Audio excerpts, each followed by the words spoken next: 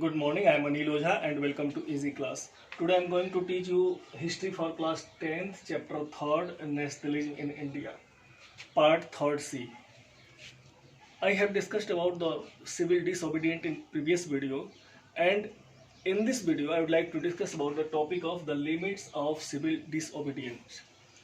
As earlier we have discussed, the social group of different society, they considered Swaraj about their own meaning depends on uh, social, economic और in other criteria.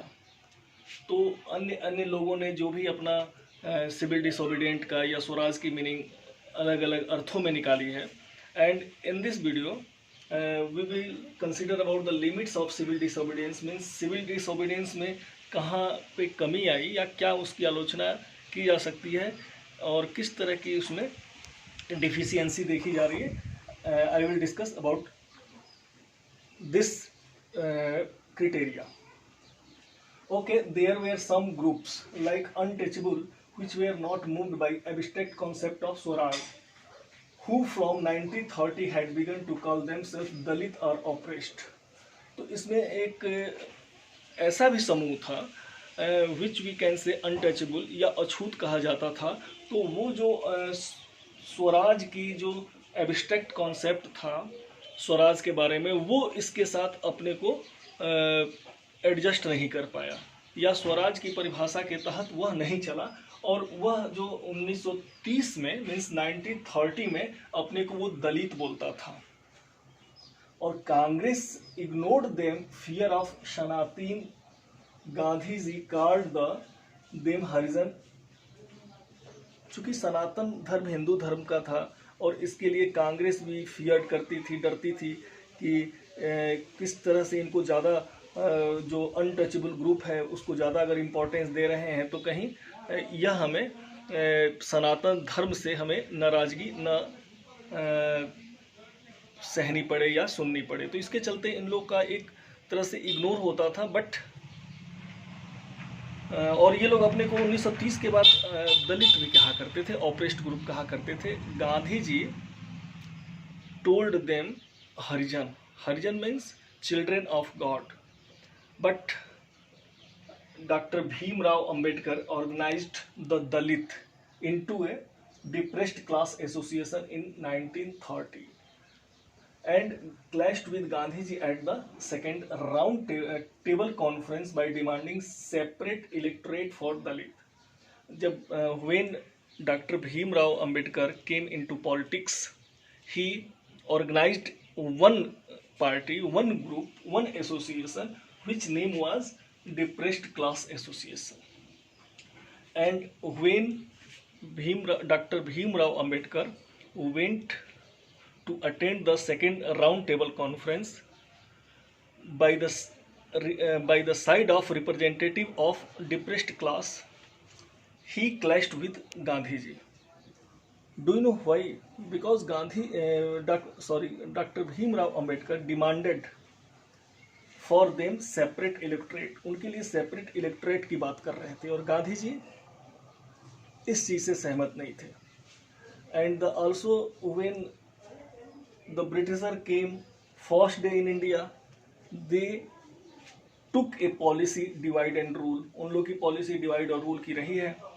तो गांधी जी इस चीज़ को ignore किए कि वो separate electorate की जो बात कर रहे हैं कि उनके लिए अलग से निर्वाचन व्यवस्था कर दी जाए. तो इस स्थिति में हुआ यूं कि Gandhi ji begin to fast unto death. वो उपवास पे बैठ गए कि हम इन सेपरेट इलेक्ट्रेट की बात नहीं मान रहे हैं. तो फिर हुआ क्या कि कुछ जो नेता लोग थे उनके कोऑपरेशन से, सहयोग से एक पूना पैक्ट हुआ between the Mahatma Gandhi and doctor Bhimrao Ambedkar. चूँकि अंबेडकर साहब ने भी देखा कि भाई इस तरह का मामला अव्यवस्थित हो रहा है, फिर गांधी जी बिल्कुल उपवास करने पे आतुर हैं और वो भी कह रहे हैं कि हम आमरण अनशन करेंगे, मीन्स फास्ट अनटू डेथ करेंगे. तो ये इन दोनों में एक पैक्ट हुआ जिसे हम पूना पैक्ट के नाम से जानते हैं. And also this Pune Pact gave the depressed class reserved seat in provincial and central legislative council to be voted in general electorate. तो ये जो पूना पैक्ट हुआ इससे इन लोगों को रिजर्व्ड सीट मिल गई। कहाँ पे रिजर्व सीट मिली? तो जो प्रांतीय और केंद्रीय व्यवस्थापिका थी उसके अंतर्गत, लेकिन ये सेपरेट इलेक्टोरेट के तहत नहीं हुआ, ये जनरल इलेक्टोरेट की तरह इनका चुनाव हुआ। मीन्स इस तरह के जनरल इलेक्टोरेट के लिए इनकी सीटों को रिजर्व किया गया दलितों के लिए। Okay, now I am going to tell about the response of Muslim political organization during that time. What was the view of Muslim League और अदर मुस्लिम ऑर्गेनाइजेशंस? तो इनमें ये देखा जाए तो इनमें भी इनके बिल्कुल सिविल डिसओबीडियंस से बहुत ज़्यादा ये लोग अपने को एडजस्ट नहीं कर रहे थे, उसका सपोर्ट नहीं कर रहे थे। There are some reasons according in among the reasons, one reason is association of Congress with Hindu Mahasabha. In the mid 1922 when the decline of non-cooperation movement, Congress came nearer to Hindu religion or some Hindu organization like Hindu महासभा। तो जब कांग्रेस हिंदू महासभा के नज़दीक आ रही थी तो इस चीज़ों से ये सशंकित थे मुस्लिम लीग कि कांग्रेस जो है हिंदुओं के नज़दीक जा रही है और अल्पसंख्यकों को उपेक्षित कर रही है।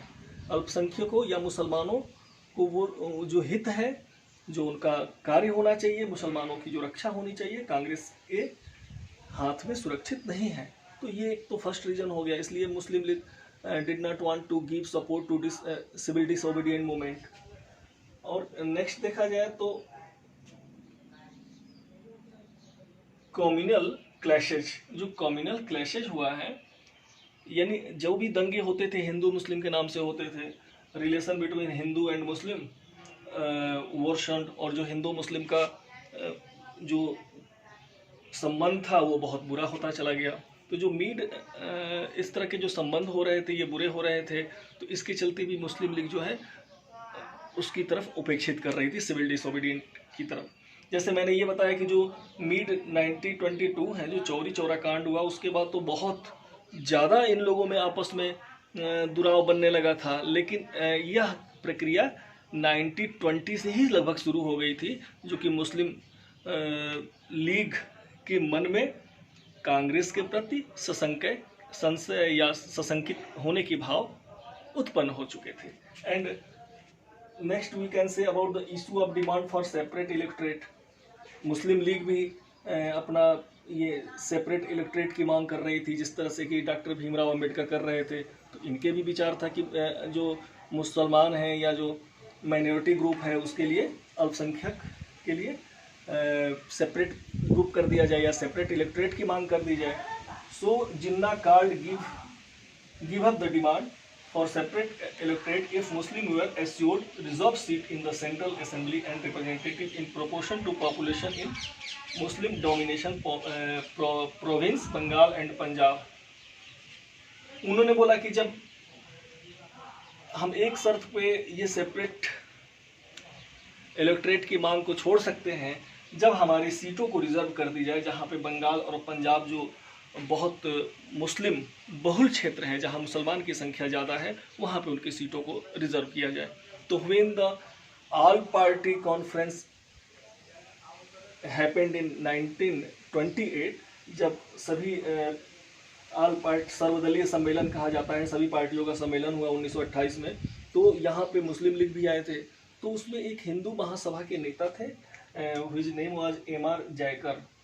एम.आर. जयकर साहब जो थे, उन्होंने इस मुस्लिम लीग की मांग को जोरदार तरीके से विरोध किया। तो जब बहुत ज़्यादा विरोध किया तो दिस थिंग्स आल्सो फेल्ट और this type of activities are affected to Muslim League. Muslim League इस तरह के प्रभाव से भी बहुत प्रभावित रही। एक और चीज़ अगर हम देखें तो जो मुस्लिम ऑर्गेनाइजेशन थे, दे कंसीडर दैट माइनरी जो whatever minority organisation would be submerge into majority organisation. Of Hindu. इन लोग के मन में ये भी विचार था कि जो हमारे अल्पसंख्यक हैं वो बहुसंख्यक हिंदू में मर्ज हो जाएंगे, इसलिए हमें अपना अलग से अस्तित्व बनाना है। We should save our existence. Okay, and now I'm going to complete this video, and in next video, one video I will prepare for the chapter of third. And if you feel any problems in this video or any questions related to nationalism in India, give comment in my comment box, and in next video I will prepare for the topic of the sense of collective belongings। जो इसमें collective belonging का जो sense है, जो सामूहिकता का सिद्धांत है, किस तरह से भारत माता और किस तरह से नेशनलिज्म की भावना लोगों में आई, I will discuss in next video. Thank you.